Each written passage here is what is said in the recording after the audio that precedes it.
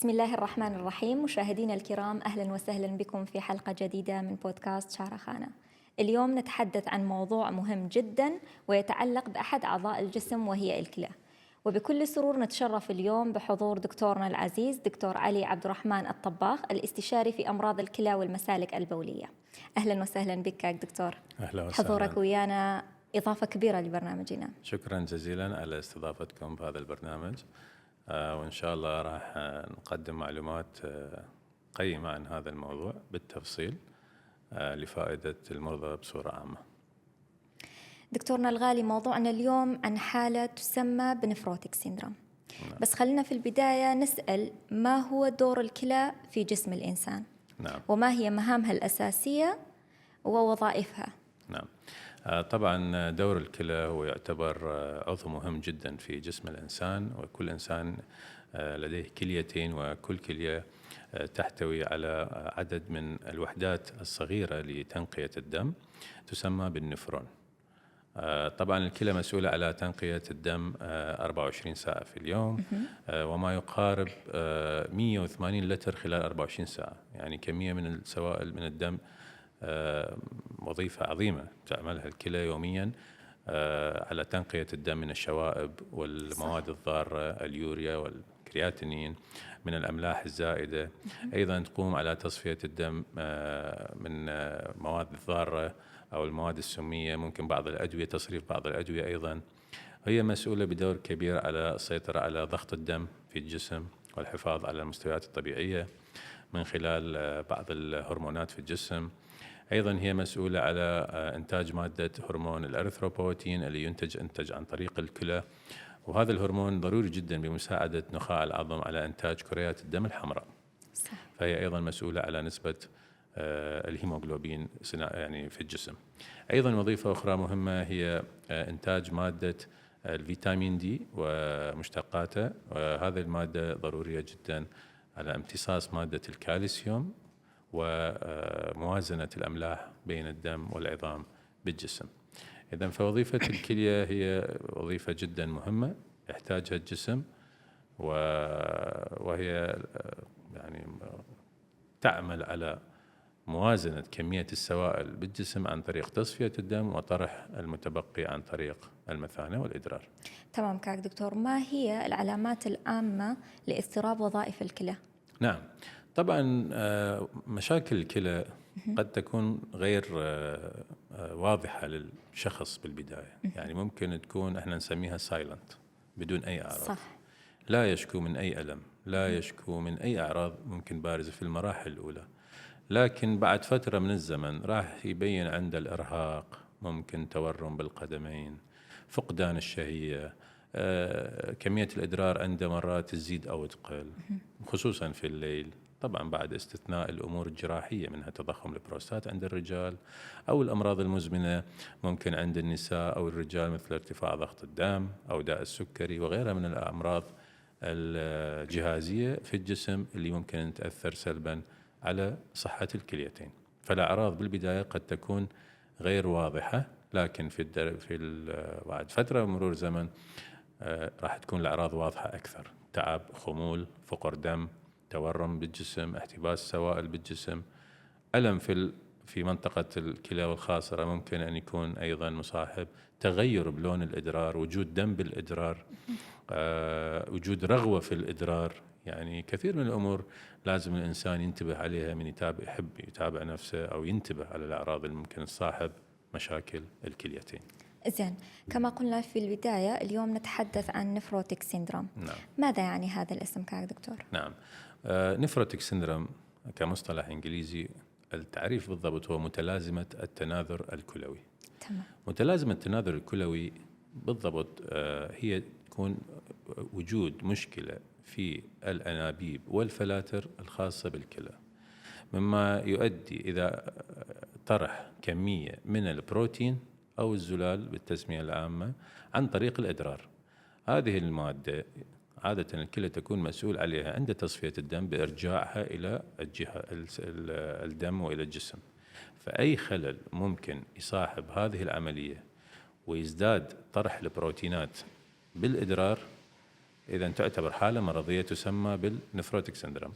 طبعا هو إنتاج البروتين اليومي أو طرح البروتين يومي عن طريق الإدرار تقريبا 150 ملغ خلال 24 ساعة. إذا زادت النسبة راح نقول أن وجود بروتين في الإدرار. إذا بالنسبة للنفروتيك سندروم أو متلازمة التناثر الكلوي راح المريض يوصل مرات أكثر من هذه الأرقام خلال 24 ساعة. تمام. كاك دكتور، نفروتيك سيندروم نوع واحد من الأمراض فقط؟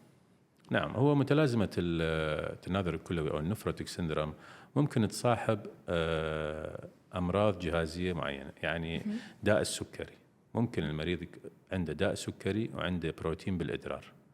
هنا بالتسمية ما راح تكون يعني التناثر الكلوي بسبب المرض السكري، لكن يعني هي قد تكون مصاحبة. أخرى.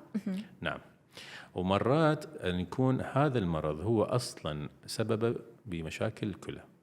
يعني قد يكون أمراض مناعية بدأت بالكلى وأثرت على الجسم، أو يكون مواد أخرى أثرت أو أمراض أخرى أثرت على الكلى أدت إلى طرح كمية من من البروتين بالإدرار أدت إلى تسمية النفروتيك سندروم. تمام. هل هو النفروتيك سندروم يختلف عن الفشل الكلوي؟ هل هما حالتان مختلفتان؟ نعم، متلازمة التناثر الكلوي أو النفروتيك سندروم هو مرض يخص الكلى. بالنسبة للعجز الكلوي هو درجة من مراحل يعني مرحلة من مراحل عجز الكلى. عجز الكلى هو نهاية عمل الكلى بصورة غير طبيعية. طبعا درجات عجز الكلى هي 5 درجات، الأولى والثانية، الثالثة تنقسم درجتين وتعتمد على ما يسمى بالاستيميتد GFR، يعني وحدة عمل النفرون. فكلما ضعفت وحدة عمل النفرون يتجه المريض باتجاه نحو الفشل الكلوي. فالفشل الكلوي هو نهاية عمل الكلى بصورة غير طبيعية، وممكن يأتي عن طريق أمراض جهازية أو عن طريق أمراض تخص الكلى نفسها. فممكن النفروتيك سندروم بالنهاية يؤدي إلى فشل كلوي، لكن مو كل فشل كلوي هو نتيجة النفروتيك سندروم. صح. نعم. كاي دكتور، هل هذا المرض النفروتيك سندروم شائع بين الناس؟ نعم، طبعا نسبة حدوث هذا المرض ممكن نشوفه بكل الأعمار وبكل أطياف المجتمع. تمام. قد يأتي عن أمراض وراثية، أمراض مناعية، أو قد يكون من أدوية مستعملة، أو قد يكون خلل وظيفي بالكلى. فممكن يكون بأي فئة معينة تصيب الأطفال أكثر أم الكبار السن؟ عادة احنا نشوفه نعم في الأعمار الأطفال، يعني بداية 10 سنوات أو بين 10 سنوات وال20 سنة، وعادة لما تكون أسبابها مناعية. لكن ممكن يصير بأي عمر كما ذكرت بالأعمار الأخرى عند الناس، خصوصا إذا كان عندهم أمراض أخرى مصاحبة أو استعمالات أدوية غير صحيحة. هل تختلف الأعراض بين الأطفال والكبار؟ طبعا احنا إذا نفهم ميكانيكية المشكلة شنو هو، احنا من راح نفقد كمية بروتين بالإدرار. تمام. والجسم يفقد البروتين، فشي يصير مشكلة بالدم. الدم يعتمد على البروتين يحافظ على قوة الضغط داخل الشرايين.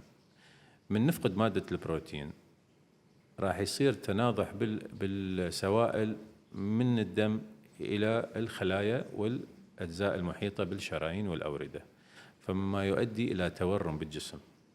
طبعا التورم يبدأ بمناطق الضغط، يعني مثلا أو الجاذبية، خلينا نقول يبدي بمناطق القدمين، يبدي بالمناطق الرخوة حول العين، بالوجه، بالأيدينات. يعني الجسم يورم بهذا المرض طبعا. أو مرات يكون تورم داخلي، مثلا حول الأحشاء الداخلية، مثلا بالفجوة مال البريتون، بفراغ البريتون، أو إحنا نسميه بريتونيال كافيتي. أيضا ممكن يكون داخل الجسم يصير تورم بالأعضاء أو بالمناطق المحيطة بالأعضاء. فالأعراض ما بين الكبار والصغار تكون متشابهة: ضيق بالنفس، تورم بالعينين، تورم بالقدمين، ارتفاع ضغط الدم، فقر الدم. وبسبب هذا البروتين من نفقده عن طريق الإدرار راح تطلع ويا مواد أخرى، مواد مناعية، مواد مهمة للجسم. ممكن نفقد مشتقات الفيتامين دي، ممكن نفقد بعض الأملاح المهمة، فممكن نفقد بعض المواد المناعية، فممكن الإنسان يصاب بعدة التهابات، يعني يأثر على المناعة ويأثر على الجسم ويأثر على عدة أعضاء بالجسم، فتكون الأعراض تقريبا مشابهة بين الأعمار. تمام. كيف تتعرف الأم بهذا المرض لدى أطفال؟ نعم طبعا احنا نعرف كل زين الأطفال ما راح يقدرون يشرحون وضعهم الصحي. اي صح. فيكون أكثر التشخيص أنه يكون الأهل متابعين أطفالهم، منتبهين على وضعهم. ممكن إذا شافوا التورمات حول العين، أو مثلا مرات يشوفون بعد الإدرار أكو فد رغوة بالإدرار، أو فقر دم، تعب، فقدان شهية، كثرة الإصابات بالأمراض، التهابات صدرية أو التهابات جهاز هضمي، ضعف بالشعر أو جفاف أو تيبس بالجلد، أو مثلا تكسر بالأظافر، أو هاي كلها أعراض عامة، بس ممكن يكون لها صلة قوية جدا بأمراض الكلى. زين، كل الانتفاخات بالجسم مرتبطة بالكلى؟ شكرا على هذا السؤال لأن كلش مهم. طبعا أكيد مو كل التورمات اللي بالجسم ممكن يكون سببها الكلى. بعض التورمات ممكن احنا نقول التهاب الجلد سيلولايتس، وممكن تصير بالقدم وتكون شبيهة بتورمات المصاحبة للنفروتيك، التناثر الكلوي. بعض التورمات أسبابها قلبية، عدم عمل القلب بصورة صحيحة يؤدي إلى تراكم سوائل بالجسم وتورم القدمين. بعض التورمات تأتي من مشاكل في الكبد أو عجز الكبد، أيضا يكون تورم. بعض الأمراض تجي من خمول أو التورمات من خمول الغدة الدرقية. فمو كل تورم بالجسم ممكن يكون سبب الكلية، لكن الشائع والأكثر شيوعا والأكثر نسبة هو اللي يكون له علاقة هو الكلى، يعني يحدث بكل الأعمار، يعني أمراض صح. القلب والكبد والأخرى ممكن تكون بالأعمار الكبيرة أو لاحقا يبين بالعمر. فلهذا نحن نهتم بالكلى بالبداية، وإذا استثنينا هذا الموضوع ممكن نستثني الأمور الأخرى أيضا. زين، ما هو السبب الرئيسي للنفروتيك سيندروم؟ السبب الرئيسي للتناثر الكلوي أو النفروتيك سندروم أغلبه بالأطفال يكون مناعي، خلل وراثي أو مناعي بوجود نقص من المواد بالتركيبة الداخلية للأنسجة للكلية، سواء إذا وحدة النفرون أو الأنابيب المتصلة المسؤولة على تنقية الدم والشوائب بالجسم. فإذا كان خلل مناعي ممكن يأثر، مثلا داء الذئب الأحمراري SLE، أو نشوانية الكلى، أو جود باستشر، أو روماتيز الدم، ممكن يأثر على الكلى ويسبب هذا الشيء. أكو أسباب أخرى، مثلا الأخذ الأدوية بصورة صحيحة. أكو يعني مرات احنا نشوف أسباب التناثر الكلوي يأتي من مسكنات، بعض المسكنات المستخدمة ممكن تأثر على الكلى وتسبب النفروتيك سندروم. وهذه الأمور يعني بعض الالتهابات الفيروسية ممكن تدخل المريض يعني خروج بروتين عن طريق الإدرار. وبعض الأسباب تكون احنا نسميها مرضية بس هي بناين، يعني حميدة. مثلا إذا المريض دخل بالتهاب الدم الجرثومي، أو امرأة حامل، أو external exercise يعني رياضة عنيفة، ممكن يطلع بروتين كمية قليلة، بس هاي يعني ما يوصل مرات درجتها للنفروتيك سندروم، لكن تكون مقاربة كمية البروتين خلال 24 ساعة. فممكن يكون لها علاقة. نعم، هاي الأسباب. زين، نفروتيك سيندروم مرض وراثي؟ نعم، كما ذكرت أغلب الأسباب اللي تكون بدايتها بالأطفال وراثي؟ ممكن تطلع وراثية، ممكن، لكن أغلبها خلل جيني، يعني أكثر من ما تكون هي متوارثة. ممكن يكون خلل جيني يفرق شوية عن الوراثي، ومرات يصير أيضا وراثي متوارث عن العوائل. نعم. الأكل غير صحي يا نمط حياة سيء يأثر على هذا المرض بشكل سلبي يعني؟ والله أنا أروح ويا النمط الحياة السيء. ممكن يعني استخدامات الأدوية أو استطبابات الأدوية الغير صحيحة ممكن هي تكون أكثر شيوعا أن تكون سببا بهذا المرض. لكن إذا كان المريض مراحل الأولى ممكن الأكل الضار يأثر على تطوير المرحلة اللي هو بيه وتسرع أكثر. ممكن. نعم. هل يمكن الأدوية المعينة يسبب هذا المرض؟ والله يعني شيوعا كما ذكرت، احنا كأطباء أمراض الكلى نبتعد عن المسكنات بالدرجة الأساسية، لأن أغلب المسكنات لها مضار جانبية ولها مضار مباشرة على الكليتين. يعني ناخذ فد مثال ضروري، اكو فد مجموعة مسكنات تسمى النونستيرويدال اللاستيرويدية. النونستيرويدال انتي انفلاماتوري دراج، هاي الأدوية اللي الإنسان باليوم استهلاك كلش كبير لعدة أسباب، آلام ظهر، صداع، شقيقة، التهاب مفاصل. هاي مرات المريض يكون مو كل المرضى طبعا، ومو كمية الدواء، مرات من إبرة واحدة فقط ممكن تدخل المريض بنفروتيك سندروم. يعني هو جسمه له قابلية أن يكون ضرر يتأذى من هذه المادة، وممكن أكو مرضى يأخذوها بدون ما يبين، وأكو مرضى يتأذون من هاي الأدوية بصورة رئيسية بس ما يبين كأعراض، بس بداخل الكلى هو صار ضرر، لأنه ما راح يسوي، مو كل إنسان يأخذ مسكنات يروح يسوي تحاليل ويتابع نفسه. فالابتعاد عن هاي الأدوية بصورة رئيسية أحسن، تجنب المضار وتقليل الضرر على الكلى، يعني استخداماتها إلا عند الحاجة وعن طريق أخصائيين بهذا الموضوع. صح. زين كاك دكتور، ماذا يعني أن الكلى لا تستطيع الاحتفاظ بالبروتينات؟ نعم، هو يعني هذا الموضوع من يصير خلل يعني وظيفة الكلى من تنقي الدم، ورا تنقية الدم اكو انابيب خاصة، هاي الانابيب احنا نسميها للتشبيه السهل للمرضى فلاتر كلى، كفلتر. صح. بعد هذه المرحلة كل المواد المهمة المفروض ترجع للجسم، منها البروتينات، كريات الدم، مواد بالبلازما، بعض الأملاح، بعض المواد السكريات، بعض المعادن والفيتامينات، لازم ترجع للجسم على مود الجسم يحافظ على توازنه بكل المواد. فإذا صار خلل بهذا المكان والأنسجة راح يصير طرح غير طبيعي لكمية البروتينات اللي بالجسم، وبالتالي عدم سيطرة الكلى على الحفاظ على مادة البروتين بالجسم، وكما ذكرنا الأسباب الصحية سابقا. صح. زين كاك دكتور، كيف يقوم الطبيب بالتشخيص هذا المرض؟ وما هي الفحوصات التي يطلبها من المرضى؟ تمام. طبعا بالدول المتقدمة الآن في عمر المدارس، زين. وقبل سنوات كثيرة يبدون بفحص بسيط، فحص الإدرار. يرسلون فحص الإدرار إلى المختبر حتى يشوفون إذا أكو مثلا بروتين أو أكو دم أو بعض المواد الجديدة تطلع بالإدرار تعكس صورة الكلية ووظيفة الكلية بطريقة جدا سهلة وبسيطة.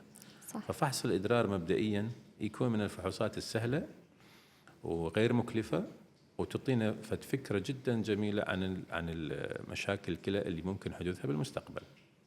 ممكن نتطور أكثر بطلب الفحوصات. وظائف الكلى ضرورية، كمية البروتين في البول خلال 24 ساعة، أو أكو فحص ثاني أيضا لكمية البروتين ممكن نعمله يعني بالوقت نفسه.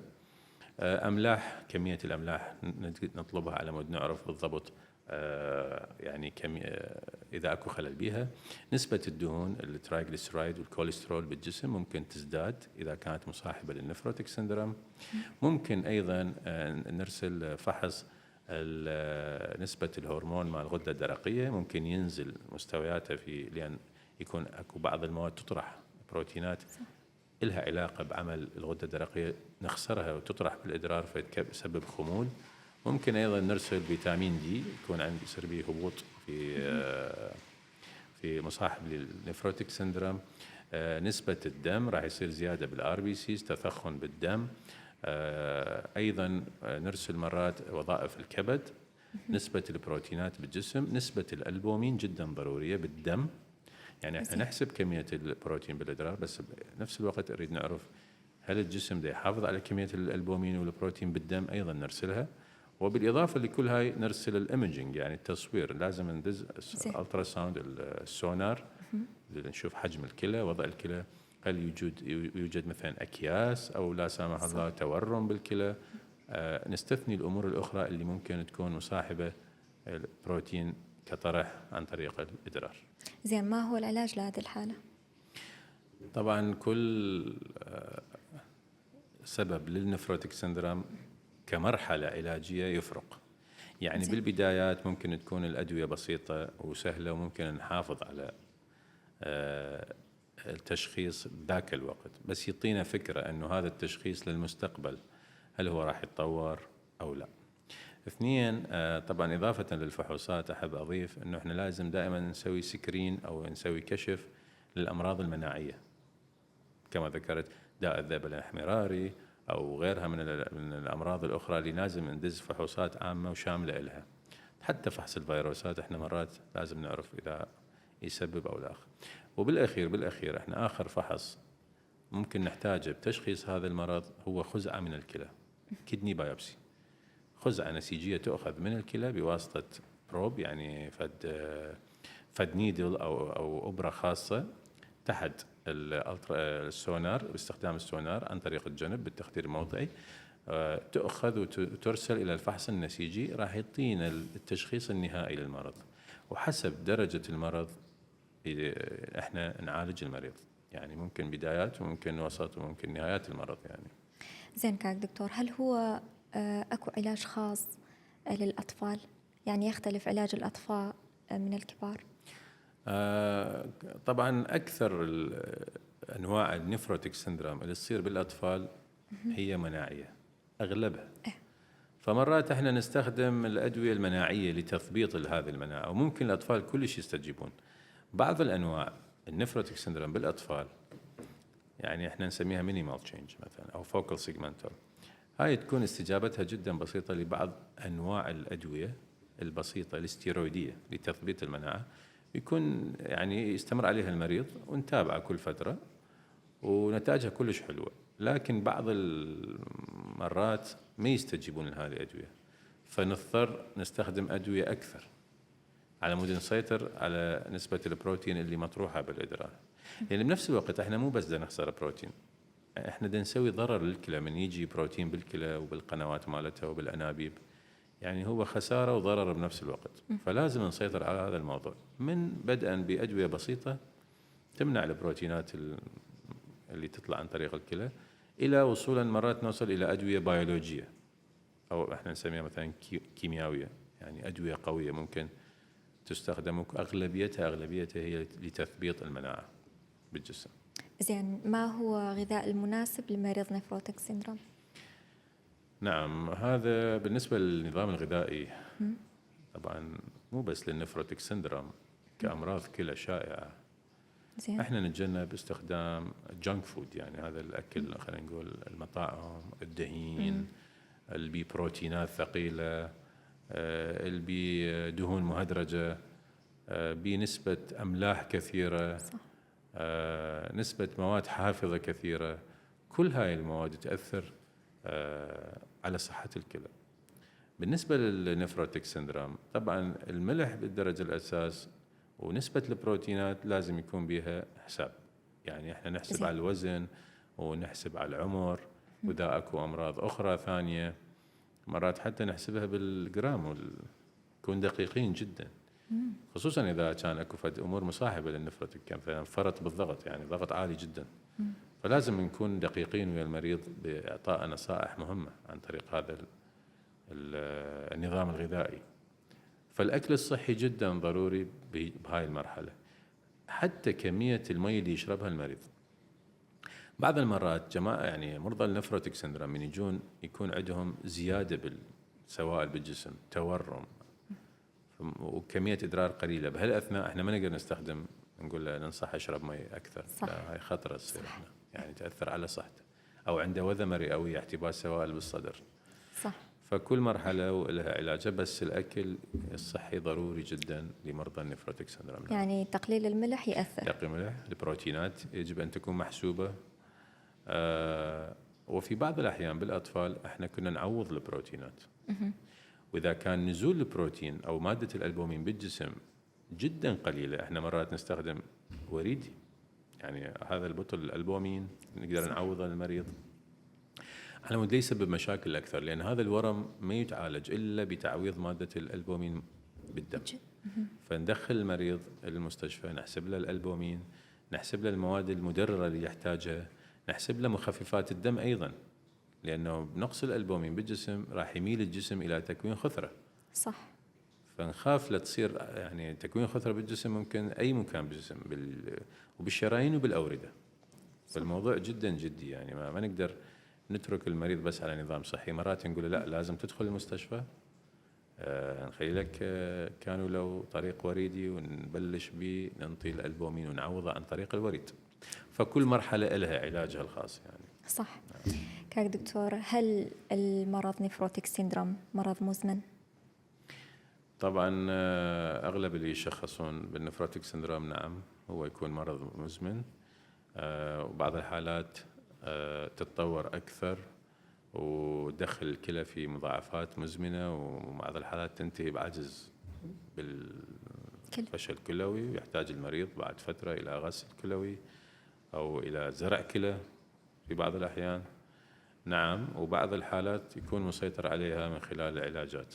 أكثر الحالات بالنفروتيك سيندروم هي تكون مزمنة، إلا لا سامح الله إذا المريض مثلا ماخذ أدوية معينة وصاحبها وياها مثل ما قلنا مثلا مسكنات وصاحبها ترانزيانت، يعني مثلا نقول وقتي، صح. وأخذ علاج ورجع لحالته الطبيعية، أو مثلا صاحب مرض معين التهاب دم جرثومي أو دخل خلينا نقول يعني كولابس ريميشن احنا نسميه هذا بالطب، من مرض عنده مرض مزمن معين مثلا داء الذئبة، كل فترة يتطور عليه المرض ويقل يهبط ما بالأدوية، فيكون مرات يعني مؤقت مو مزمن هاي الحالة كبروتين بالإدرار، لكن هو كتشخيص نعم إنه مرض مزمن يستمر على علاج المريض. نعم. زين، يؤثر على الأعضاء أخرى في الجسم؟ طبعا هو مضاعفات التناثر الكلوي أو النفروتيك سيندروم كما ذكرت، من راح نفقد بروتين، اكو مواد مصاحبه مشتقات بروتين راح تطلع بالادرار. فكما ذكرت مرات اكو بعض الاجزاء من البروتينات اللي هي صالحه للغده الدرقيه راح تنفقد بالادرار، فتسبب هبوط بعمل الغده الدرقيه. اذا كان البروتين نسبه عاليه يمكن ياثر على عمل القلب ايضا، ممكن يزيد الى تخثر بالدم، احنا صار عندنا اكثر من مكان، ممكن يتعب الكبد بانتاج البروتينات، لان والجهاز المناعي البروتينات نعم احسنتي، مرات الجهاز المناعي اذا نفقد هوايه اجزاء من بروتينات المناعه، الامينوغلوبولين احنا نسميها وغير مشتقات، ممكن نفقد الفيتامين دي ومشتقاته عن طريق الادرار، البروتينات اللي لها علاقه بالفيتامين دي، فاكثر من عضو ممكن يتاثر. حتى التورم اللي يصير بالجسم ممكن يؤدي إلى قلة وصول الدم إلى هاي المناطق، قلة كمية المواد المناعية، ممكن يكون عرضة للإصابة بالالتهابات، التهابات صدرية مثلا بالرئة، تراكم سوائل. صح. فأكيد 100% يأثر على معظم أجزاء الجسم هذا المرض. نعم. زين، يأثر على مراحل نمو الأطفال؟ طبعا يعني له علاقة؟ أكيد كل الأطفال اللي يعانون من أمراض مزمنة خصوصا مع أمراض الكلى يعانون من ضعف بالنمو، ضعف بالمناعة، تأثر على الجلد، تأثر على الشعر، على الأظافر، على الصحة العامة. 100% هذا المرض يأثر على نمو الطفل إذا كان بالمراحل النمو الأولى، لكن بالكبار ما راح يغير لنا هواية، بس ممكن يتعبهم بصورة عامة مثل أي مرض مزمن. نعم. زين كاك دكتور، بعد العلاج هل يمكن للمريض أن يرجع يعيش حياته طبيعية؟ بالبداية المرض والوعكات الصحية المصاحبة ممكن يحتاج المريض علاجات بسيطة، يعني عند مراجعة العيادة الطبية أو الطبيب المختص ممكن يستمر على علاجات معينة ويستخدمها بالبيت. وبعض الوعكات الصحية المصاحبة للنفروتيك سيندروم تحتاج دخول مستشفى.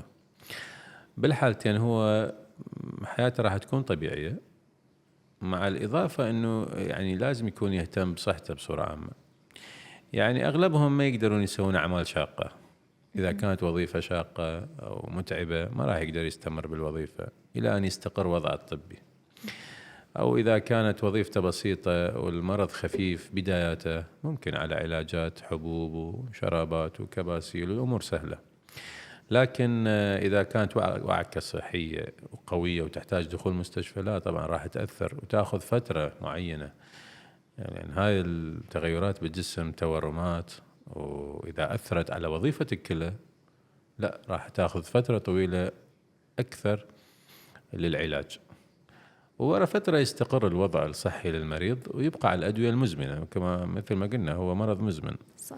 فأغلبهم يستقرون ورا فترة، بس ممكن ينتكسون في أي لحظة. يعني صح. مشكلة النفروتيك سندروم أنت تسيطرين عليه بالأدوية، لكن في لحظة من لحظات أي التهاب، أي مشكلة صحية مصاحبة لهذا المرض ممكن تخلي المريض بأزمة صحية، ممكن دخله مستشفى بنفس الوقت. يقدرون يعيشون حياة طبيعية حالهم حال الأمراض المزمنة الباقية، بس بالانتباه على صحتهم ونوع الوظيفة اللي هم يزاولوها. وبالنسبة لأعمار الطفل، لا والله احنا نقول مرات اكو دراماتيك ريسبونس، يعني استجابة جدا سريعة للأدوية خلال أيام بسيطة. حتى الأهل يقولون يعني هذا العلاج سحري، يعني شنو. لكن بعض الأمراض لا والله تأخذ فترة أطول. صح. بالنتيجة هو حال مرض مزمن. لازم يكون اكو متابعة دورية حتى ما يوصل المراحل تعبانة، وما يضطر دائما يكون صحته متوعكة ودائما ما بيه حيل وتعبان. ولازم يعني بيه هواية فاكتورز، يعني بيه هواية عوامل، الأدوية بوقتها الصحيح، النظام الصحي مثل ما قلنا، الأكل الصحيح، يعني بيه هواية عوامل حتى يكون حياته بصورة طبيعية. صح.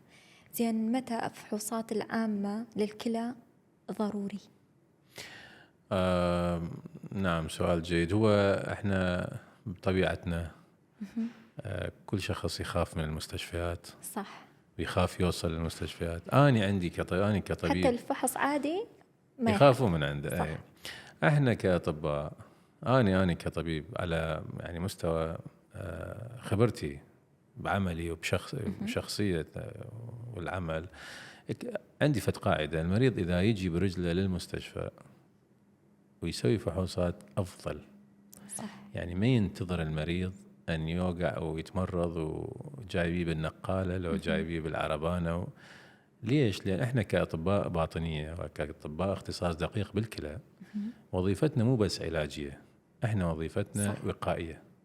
إذا ما نصحنا المريض كوقاية وما انطينا خطة يعني للحياة بصورة صحيحة ونظام غذائي صحي وما عرفنا له شلون يراجع وش وقت يراجع. يعني مثلا إذا مريض عنده أمراض مزمنة، ضغط وسكر وغيرها، لا والله هذا يراد له بين كل 3 أشهر 4 أشهر يتابع نفسه. مو بالشرط يعني مراجعات مكثفة، بس على الأقل كل فترة لازم يشوف الوضع الصحي مالته وين، لأنه هو صاحب قرار بهاي اللحظة، ممكن حتى يأثر على يعني قرارات المستقبلية. يعني إذا مثلا أكو هواية مرضى إحنا نستقبلهم فاقدين وعي، قراراتهم مو بإيدهم. صح. المرافقين لهم راح يقررون. فلا دائما أنصح المريض أقول له من وقت يعني إيش قد ما تقدر من وقت أسوي فحوصات. إحنا مثل ما قلنا بالخارج يسوون فحص إدرار بسيط للسكول ايج جروب، يعني بعدهم بالمدارس يسوون فحص إدرار بسيط. فننصح اللي عنده أمراض مزمنة فحوصات الدورية كل 3 أشهر إلى 4 أشهر.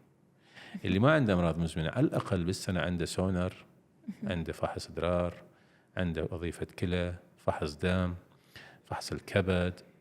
يعني حتى بالنظام الصحي احنا درسناه وشفناه بالدول الخارج، بعد 45 سنة المريض بصورة عامة يدخل إلى سكرينينج، يعني إذا لا سمح الله أكو أمراض سرطانية بالقولون، فحص البروستات عند الرجال، فحص تورمات الثدي عند النساء ورا 45 سنة. هاي كلها قاعدة سكرينينج احنا يسموها بالطب، ما يصير نهملها. فحص السكري ايش قد ما كان مبكر أحسن، لأن أكو أمراض إذا بالبداية نلزمها ونعالجها ونسوي وقاية النتيجة تكون أفضل. هي الوقاية خير من العلاج. زين كاك دكتور، ما هي نصيحتك للوقاية من أمراض الكلى بشكل عام ونفروتيك سيندروم أيضا؟ نعم، بصورة عامة الكلى هي عضو جدا مهم بالجسم، الحفاظ عليه واجب. صح. نصيحتي لكل الشباب بصورة عامة اللي يستخدمون مكملات غذائية، بروتينات، مقويات، فيتامينز، أن يأخذوها عن طريق أطباء بجرعة صحيحة وأوقات صحيحة، أن ما يتجاوزون الجرعة الزائدة على مود لا تسبب لهم مشاكل.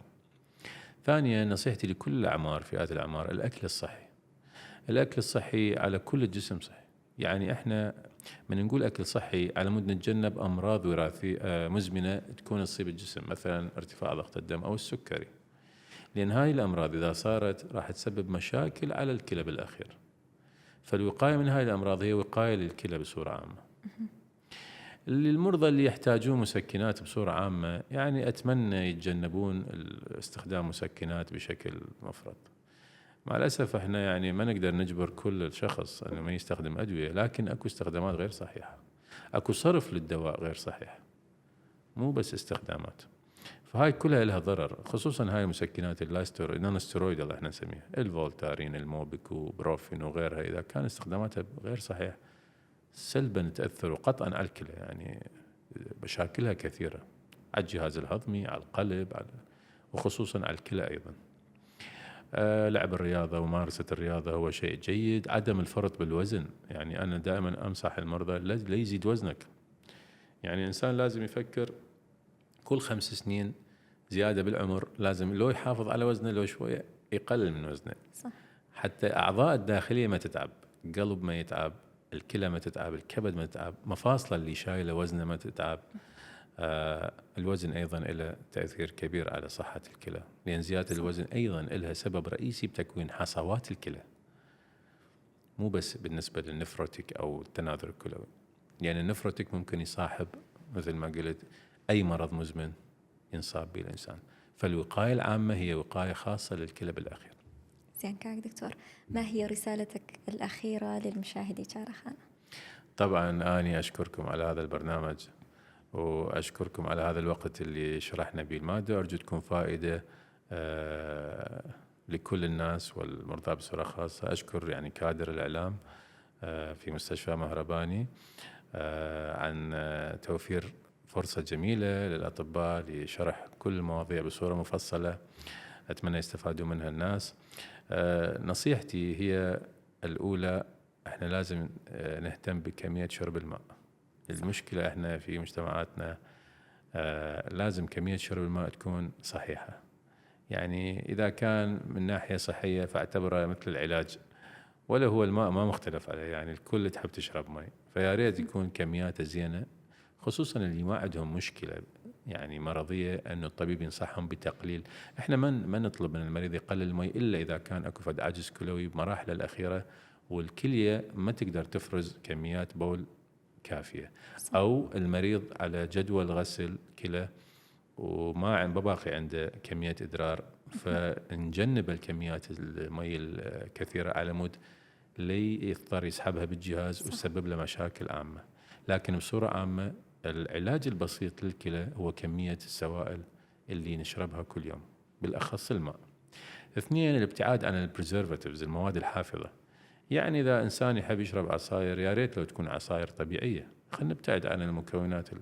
مشروبات الطاقة، هاي مشروبات الطاقة بالآونة الأخيرة صارت يعني كلش يعني تجاوزت الحد الحقيقي للاستخدام، وما نشوف بها فائدة، بها ضرر أكثر ما بها فائدة.